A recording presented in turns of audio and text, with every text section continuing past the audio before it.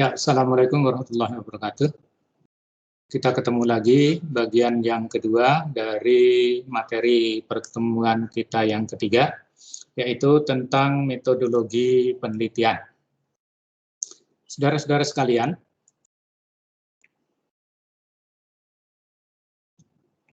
kita bisa melihat pada tayangan ini ya, untuk bagian yang kedua dari materi pekan ketiga ini ada beberapa hal yang perlu kita sampaikan atau kita tuliskan, kita paparkan di dalam metodologi penelitian. Yang pertama, tentang variabel penelitian. Yang kedua, material yang digunakan. Kemudian yang ketiga, alat yang digunakan. Dan kalau memang alatnya adalah rangkaian sendiri, maka kalibrasinya bagaimana. Kemudian kalau materialnya kita persiapkan sendiri, persiapan materialnya seperti apa. Kemudian kalau kita menggunakan sampel, maka persiapan sampelnya setelah persiapan material seperti apa. Kemudian kalau kita menggunakan pengujian, maka prosedur pengujiannya seperti apa, prosedur analisis datanya seperti apa. Kemudian bagi yang terakhir dari bab 3 adalah diagram alir proses penelitian. Oke, mari kita lihat satu persatu. Untuk variabel penelitian, yang disebut dengan variabel yaitu parameter yang saling terkait dalam suatu kasus yang dapat divariasi. Jadi divariasi atau tidak tergantung kepada penelitian kita. Seperti apa penelitian kita.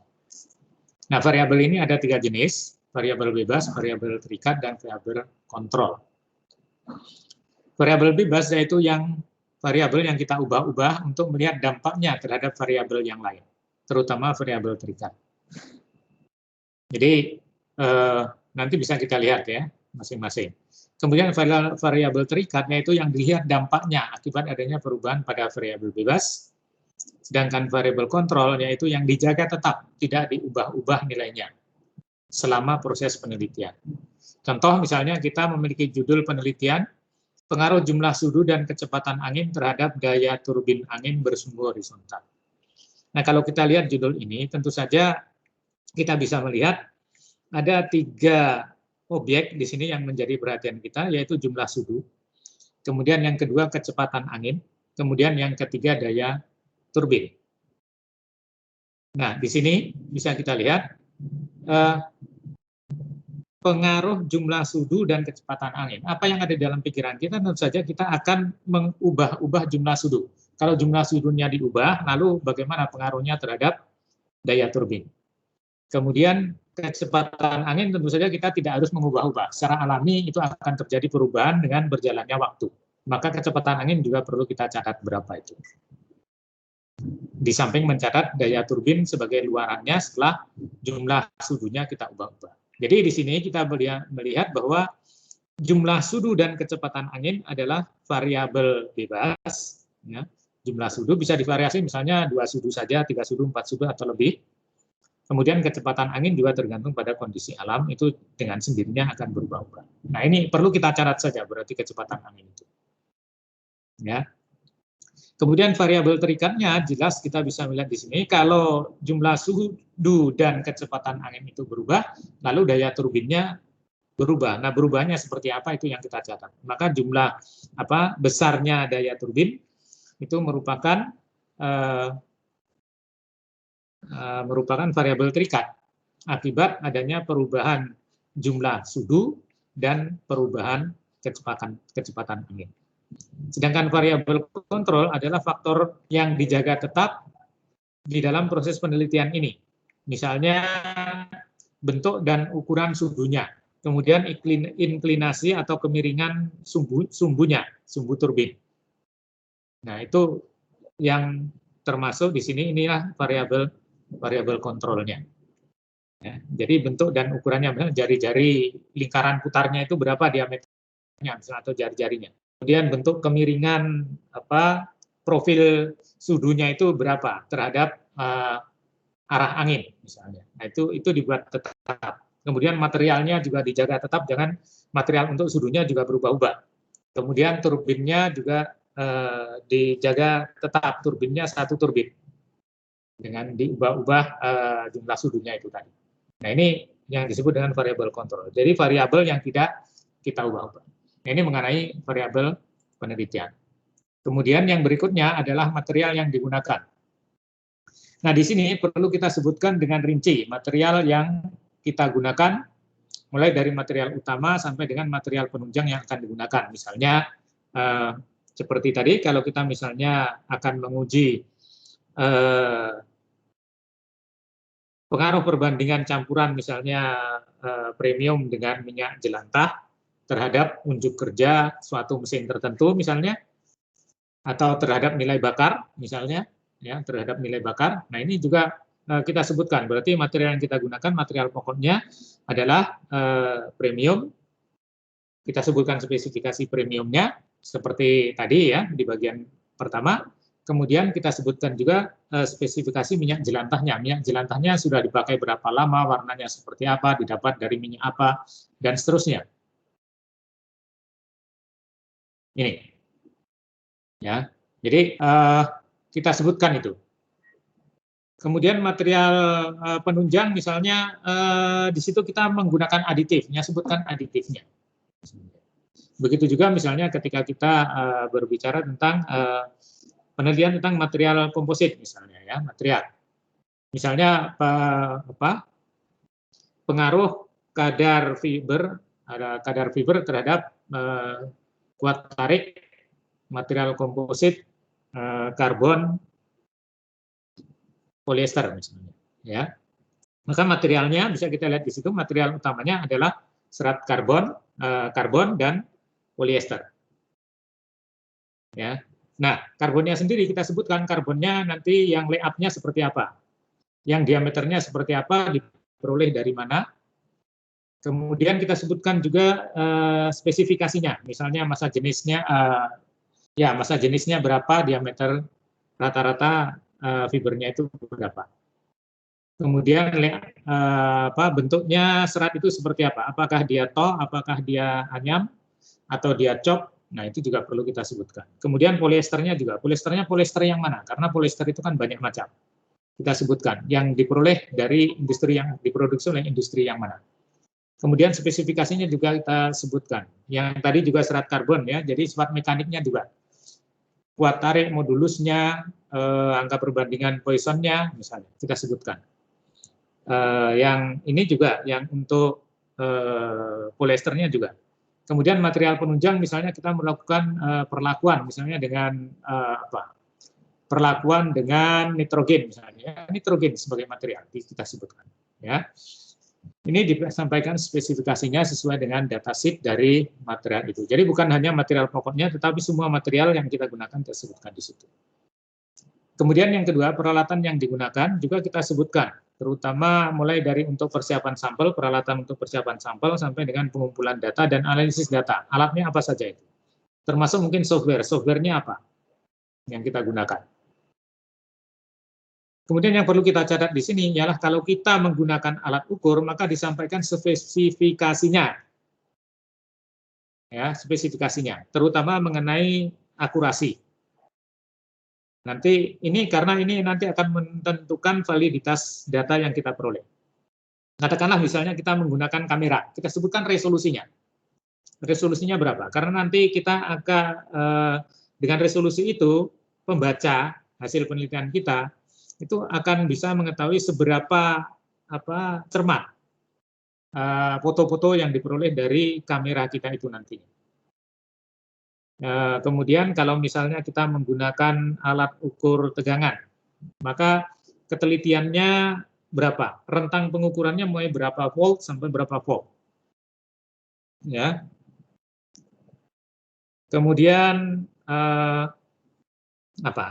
kemungkinan simpangan ataupun bias pengukurannya berapa persen, 0, sekian misalnya. Ini mengenai alat. Jadi untuk alat ukur itu disebutkan spesifikasi alat ukur itu. Ya.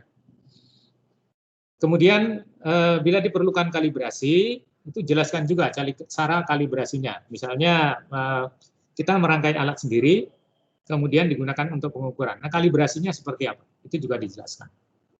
Kemudian yang lebih penting lagi dari semuanya itu setelah kita menyebutkan alat yang kita gunakan, maka setup-nya, rangkaiannya untuk kita memperoleh data itu seperti apa? Diberikan. gambarannya. Ya, jadi jelas semuanya. Oke, kemudian yang berikutnya adalah persiapan material. Ini apabila materialnya kita mempersiapkan sendiri. Jika menggunakan material yang diproduksi sendiri, itu perlu disampaikan hal-hal seperti ini misalnya, proses memperolehnya. Proses memperolehnya, bagaimana kita memperoleh material yang akan kita gunakan. Misalnya serat alami, ya kita mempersiapkan sendiri dari bakalannya misalnya.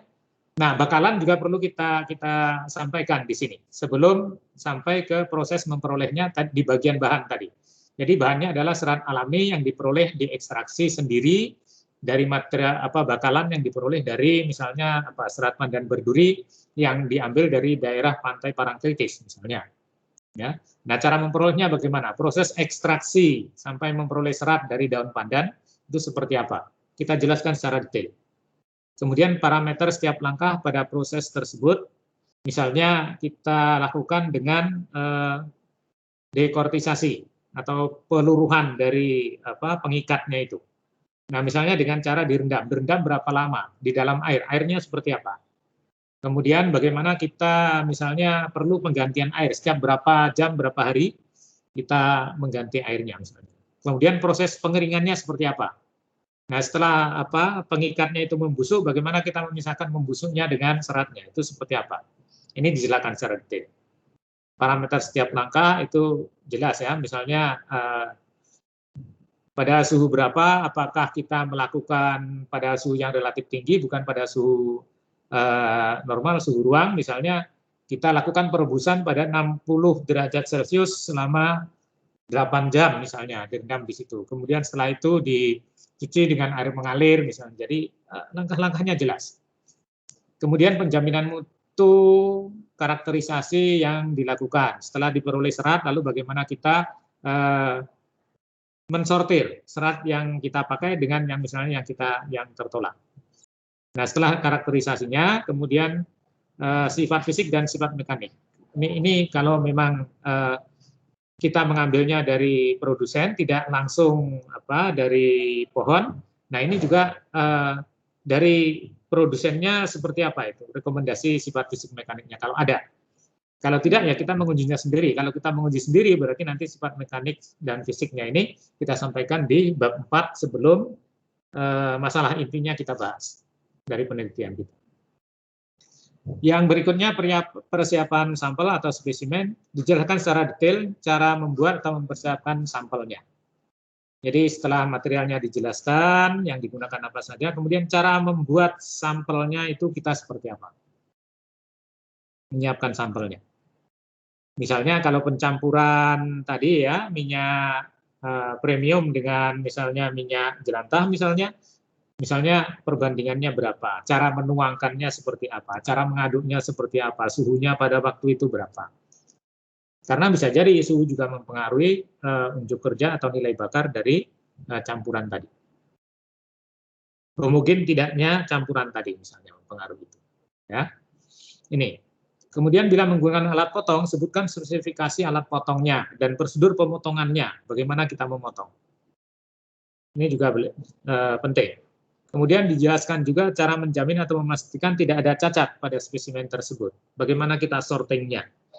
Kalau ada cacat, bagaimana kita memberikan kriteria bahwa cacat yang sebesar ini masih bisa diterima, yang sekian atau lebih itu tidak bisa diterima. Ini juga perlu kita sebutkan. Kemudian yang berikutnya adalah pengujian atau pengumpulan data. Ya. Peralatan untuk pengujian serta spesifikasinya itu disebutkan. Misalnya kita menggunakan kalorimeter. Kalorimeternya jenis yang apa, seperti apa. Kemudian dia mengukur pada rentang besaran nilai kalor berapa sampai berapa. Ketelitiannya berapa persen, driftnya, ya, simpangannya berapa persen misalnya. Ini juga perlu kita sebutkan. Kalau kita misalnya menggunakan mesin GTM yang mana? Yang kapasitas berapa? Load cell-nya itu mampu mendeteksi sampai berapa, ketelitiannya berapa. Kemudian kalau misalnya kita uji tarik, maka laju peregangannya berapa. Ya, laju peregangannya berapa. Ini juga penting, karena laju peregangan bisa jadi mempengaruhi sifat tariknya nantinya. Kemudian temperatur ketika melakukan pengujian. Ini ya bagian yang kedua ini. Sebutkan secara rinci parameter pengujiannya, hari, tanggal, jam, suhu, kelembapan, laju pengumpulan data, dan sebagainya. Nah, ini juga perlu. Ya, karena bisa jadi perbedaan suhu akan mempengaruhi kekuatan tariknya, misalnya. Kelembaban mempengaruhi kekuatan tariknya.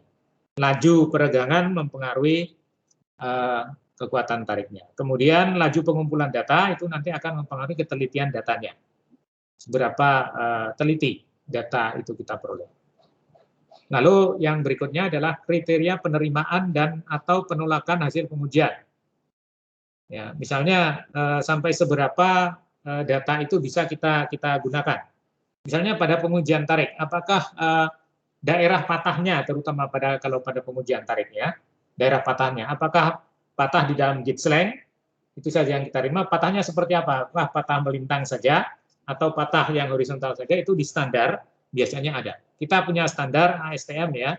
ASTM untuk pengujian segala macam pengujian itu ada, bukan hanya sifat material. Tapi segala macam pengujian itu ada, kita punya satu set lengkap. Anda bisa perolehnya di gedung F1 atau F4 ya, di depan TU Fakultas Lantai Dasar. Di ruang referensi itu kita punya satu set. Anda bisa melihatnya mulai dari buku 1, kemudian untuk standarnya dari buku 1 itu akan ditunjukkan di buku jilid yang keberapa pengujian itu ada. Jadi pakai itu. Ini kriteria penolakan. Semua standar pengujian itu memiliki harga batas hasil pengujian yang bisa diterima dan mana yang harus ditolak. Oke, prosedur analisis. Menghitung nilai individual sampel dan nilai rata kelompok atau kasus. Jadi dari hasil pengujian belum tentu kita selalu langsung memperoleh hasil yang kita inginkan. Tetapi kadang-kadang kita memperoleh data mentah sehingga kita harus menghitung berapa nilai yang kita perlukan. Terutama misalnya kalau kita menguji tarik dengan mesin yang model lama yang masih menggunakan cara analog. Berarti yang terdeteksi di situ kan hanya beban maksimum dan perpindahan serta kita memperoleh grafiknya. Tetapi untuk tegangan kan tidak bisa dihitung, tidak bisa diperoleh langsung dari mesinnya, maka kita harus menghitungnya sendiri.